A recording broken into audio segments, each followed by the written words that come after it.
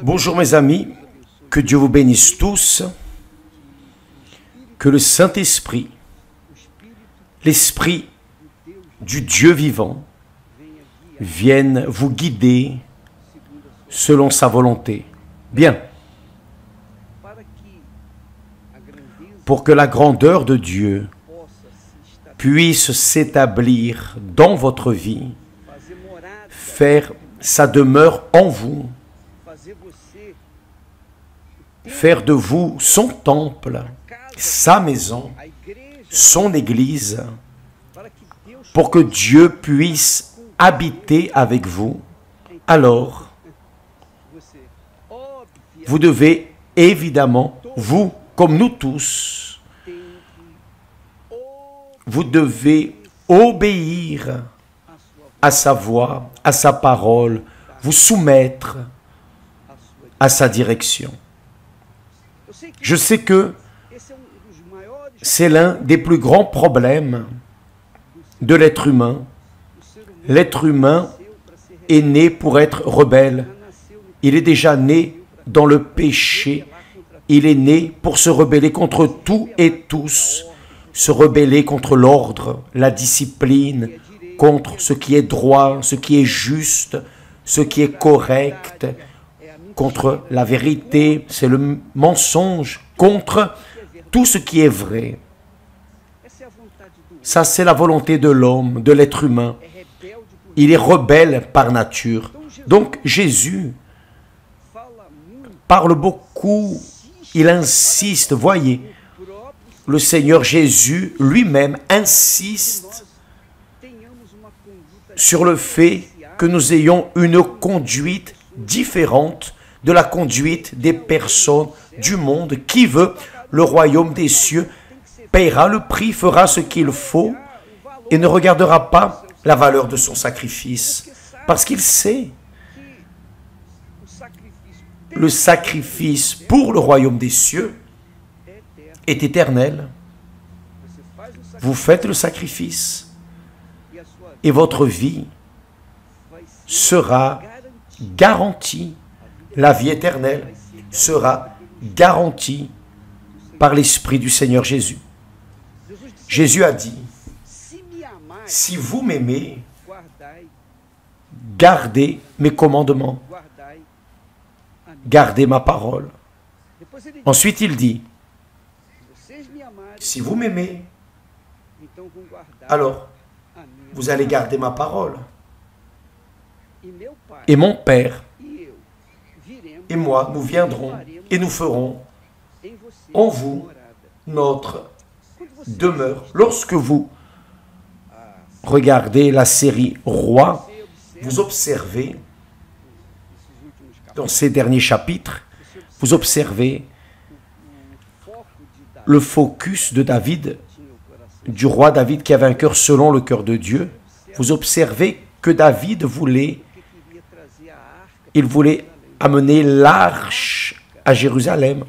L'arche représente Dieu. C'est un symbole, un type, une représentation de Dieu parmi son peuple, le peuple d'Israël. Mais l'arche symbolise quoi? Aujourd'hui, nous savons. À cette époque, ils ne le savaient pas. L'arche représenterait chacun de nous. C'est cela. Pensez bien. David a tout fait pour apporter l'arche à Jérusalem, pour que là soit la présence de Dieu et que tous les peuples puissent arriver à Jérusalem. Mais lorsque Jésus est venu, quelle merveille! Jésus a construit l'arche en chacun de ceux qui le suivent, en chaque personne qu'il aime véritablement. Parce que qu'il aime, ce n'est pas avec un cœur sentiment, n'aime pas comme aiment les autres personnes, n'aime pas comme les personnes aiment l'argent ou la famille, le père, la mère, les enfants. Ils n'aiment pas comme ils aiment leurs rêves, leurs projets personnels. Non, l'amour que Dieu veut de chacun de nous, requiert de chacun de nous, c'est quelque chose d'extrêmement glorieux parce que cela enveloppe la remise, le dévouement, l'obéissance à sa voix, à sa parole. Donc, il a dit, celui qui m'aime garde ma parole, c'est-à-dire observe ma parole et suit. Qui ne m'aime pas ne va pas considérer ma parole, mais qui m'aime va écouter ma voix, ma parole, et va la suivre. Donc, il existe deux types de personnes dans ce monde. Ceux qui véritablement aiment le Seigneur Jésus et payent le prix, sacrifient leur vie pour lui, parfois perdent le père et la mère, les enfants, le mariage, la maison, perdent tout à cause de Jésus. C'est ainsi, c'est la croix que nous portons, qui aime Jésus, doit porter sa croix, c'est-à-dire payer le prix pour le suivre jour après jour après jour. Parce que Jésus est la vérité. Qui suit Jésus suit la vérité. Et qui suit la vérité contrarie les menteurs, ceux qui aiment le mensonge, la tromperie. Donc, pour suivre Jésus, il a dit, celui qui veut me suivre, se renie, vous devez renier ce que vous pensez, vous devez renier les mensonges, renier le mauvais caractère, vous devez renier les facilités, la manière d'être, de faire, vous devez renier. Première chose. Ensuite, prendre sa croix, prendre la croix, c'est exactement cela. Vous commencez à suivre Jésus, vous allez d'abord contrarier ceux de votre propre foyer. Vous allez souffrir pour cela, pour Jésus, parce qu'ils vont vous persécuter, vous haïr, vous diffamer. Si vous êtes cette créature qui se sent offensée lorsque quelqu'un parle mal de vous, et si vous remettez votre vie à Jésus, c'est fini, vous allez gémir.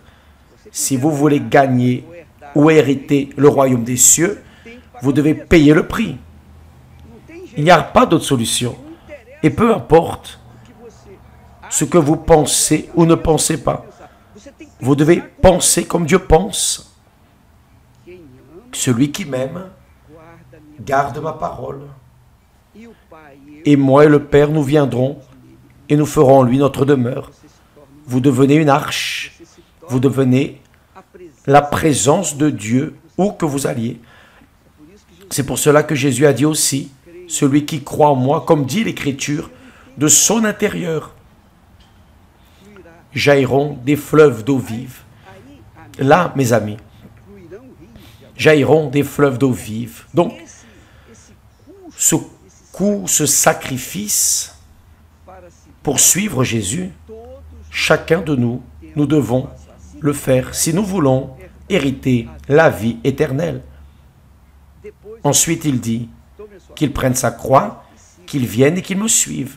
Donc, vous devez le suivre. Ne pas suivre vos rêves, vos désirs, vos penchants. Je sais que dans la Bible, il y a X promesses. Plus de 8000 promesses de Dieu. Mais la première promesse de Dieu, c'est si nous laissons le Seigneur Jésus régner dans nos vies et que nous le suivons dans sa justice, l'esprit de la justice va nous guider toute l'éternité.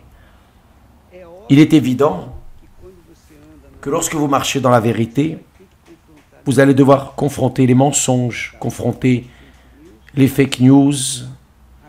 Vous allez devoir supporter fermement.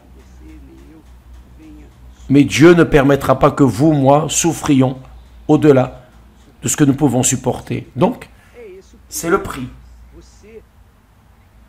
Vous devez avoir cette conscience, la conscience du sacrifice. Si vous voulez hériter le royaume des cieux, vous devez payer le prix. C'est dur, c'est difficile, c'est sacrifice, oui, c'est. Mais C'est ce qu'il propose pour vous, pour moi, pour nous tous. Et chacun doit décider pour soi-même. Donc, ceux qui veulent hériter le royaume des cieux, ceux qui ne veulent pas avoir leur âme jetée dans les temps de feu et de soufre, où il y a des pleurs et des grincements de dents, si vous voulez délivrer votre âme de l'éternelle souffrance, alors vous devez livrer votre âme à Jésus et vivre en accord avec sa parole, obéir. Donc vous devez vous éprouver vous-même, vous devez prouver que réellement vous êtes pour que vous puissiez atteindre ce que Dieu a promis. D'accord? Que Dieu vous bénisse tous. Nous sommes en train de vivre les jours qui précèdent le jeûne de Daniel. Le jeûne de Daniel est un sacrifice. Ah, mais évêque, s'il vous plaît, ne venez pas avec des conversations vaines. Ne venez pas m'apporter des questionnements pour lesquels vous connaissez déjà la réponse. Si vous voulez faire le jeûne de Daniel, vous allez devoir renoncer au monde, renoncer aux réseaux sociaux, renoncer au glamour des réseaux sociaux. Vous allez devoir renoncer à vous-même. Les informations séculières, les loisirs, et mettre votre pensée, votre âme, votre corps, l'immerger dans la parole de Dieu. En plus de cela, comme pratique, vous allez faire le bien à votre prochain. Votre prochain. Qui est votre prochain? Votre épouse, votre mari, vos enfants, vos parents, vos collègues de travail, la personne qui est la plus proche de vous. Vous allez lui faire le bien, vous allez prier pour elle, vous allez la traiter avec révérence, vous allez changer votre manière de lui parler, vous allez changer le ton de votre voix pour communiquer avec elle, pour qu'elle voie en vous une personne de Dieu, qu'elle puisse alors également être touchée par le Saint-Esprit.